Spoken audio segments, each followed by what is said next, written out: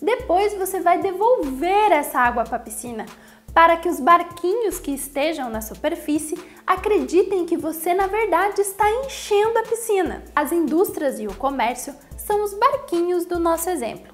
E no começo, eles até foram enganados. Só que ao longo do tempo, eles perceberam que a piscina não estava sendo cheia.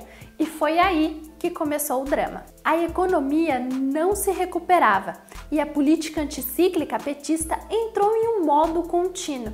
E tudo piorou em 2011, quando chegou o fim do boom das commodities. Eu vou abrir um daqueles parênteses gigantes agora para você que não entende muito bem o que é boom das commodities. Você pode analisar a prosperidade de um país pelo desenvolvimento de suas torres. O World Trade Center, as famosas torres gêmeas com cerca de 413 metros de edificação, foram um marco para a prosperidade norte-americana na década de 70. Entre 2003 e 2011, tivemos um grande desenvolvimento no Oriente, principalmente na China, o maior desenvolvimento já visto até hoje, com torres que chegariam ao dobro do World Trade Center. E todo esse desenvolvimento só foi possível pelas commodities, ou seja, produtos com preços uniformemente determinados pela oferta e procura internacional, como o minério e o petróleo. Nesse período, países ricos em minério e petróleo, como o Brasil, lucraram como nunca.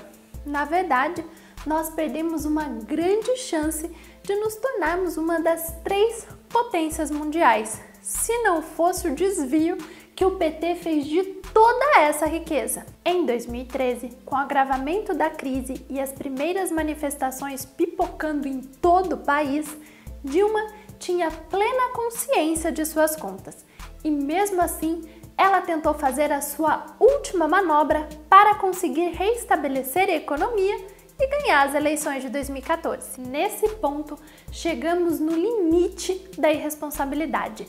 Dilma transforma o Brasil no país da Creditolândia. E o resultado não tinha como ser outro. Um buraco de 161 bilhões nos cofres públicos.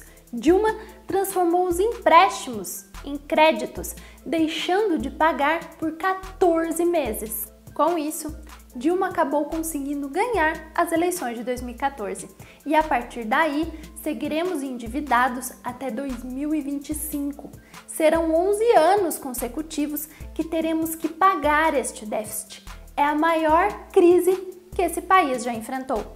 Bom, o governo ele já tem 5 anos que apresenta déficit primários.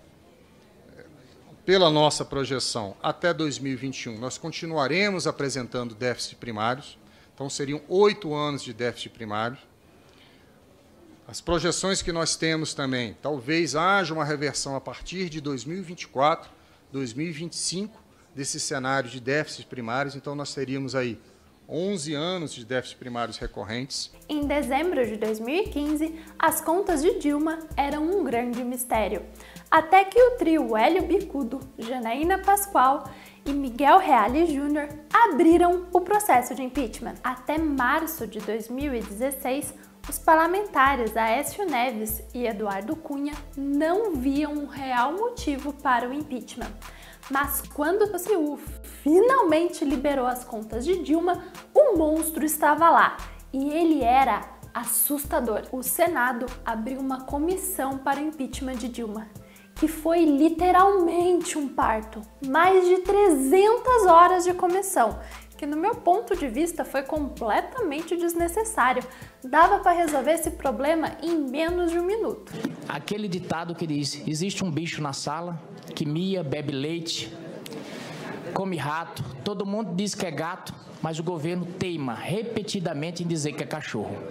A Lei de Responsabilidade Fiscal puniu crédito e Dilma deixou um buraco de 161 bilhões, deixando as contas pendentes acumulando juros por 14 meses. Se Dilma não fosse condenada, qualquer outro representante do executivo poderia se utilizar da mesma tática, rasgando assim a Lei da Responsabilidade Fiscal. Dilma lançou suas operações sem autorização e mesmo que tivesse, ela não ia poder realizá-las, já que vai contra as regras da Lei da Responsabilidade Fiscal, que está na Constituição exatamente para evitar merdas como essas.